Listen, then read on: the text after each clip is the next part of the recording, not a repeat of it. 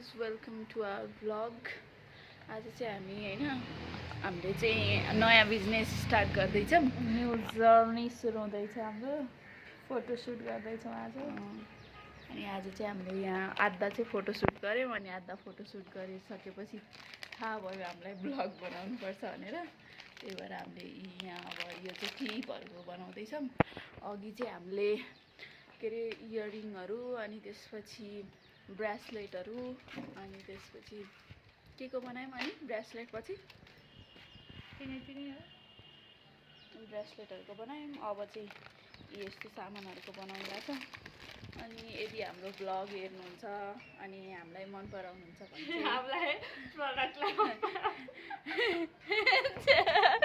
अब चाहिँ यहाँ फोटोसुट गर्न लागेको हैन। अनि त्यही भएर यहाँ दिदी चाहिँ अब गमलाहरू यहाँ निकालेर मिलाउँदै हुनुहुन्छ।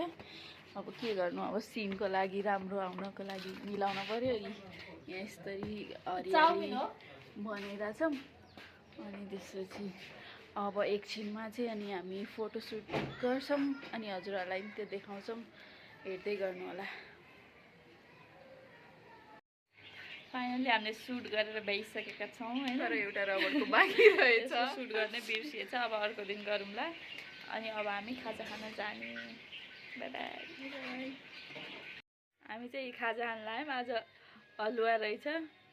यहाँ आमाजीले खाँदै हुनुहुन्छ। आन्टीले बनाउनु भएको कस्तो मिठो भयो। भैया सुतिहाल, मम्मीले बनाउनु भएको।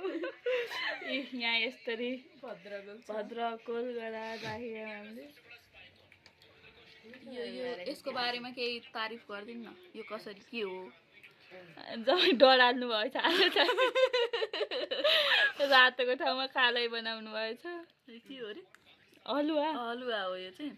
हेर के हो भने थाहा पाइयो। अनि के डेली खाँदैनौ नि त अन्त। हामीले चाहिँ यो जम्मै भ्याइसक्यो। अब सक्यो आजलाई सक्यो। अब अरू भोलिलाई राख्यौँ। भोलि अब होली होली खेल्ने हो कि यिनै मिलाउने हो थाहा होइन। अहिले चाहिँ चक्लेट खाँदैछौँ। पेठा भनिन्छ के भन्नु। कहाँबाट ल्याउनु भयो?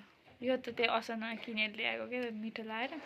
यो चाहिँ कुविन्डोको चक्लेट हो है। पहिला चाहिँ आमाहरूले ल्याउनुहुन्थ्यो कि इन्डियाबाट। अनि त्यति बेलै खाने। अनि मन पऱ्यो। सालिनारी पनि पाइने रहेछ। मिठो रहेछ त।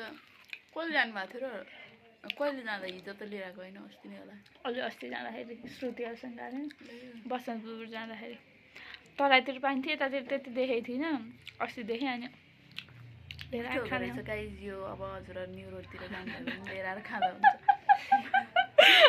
भाइ हाँसियो चाउलाई हेरेर।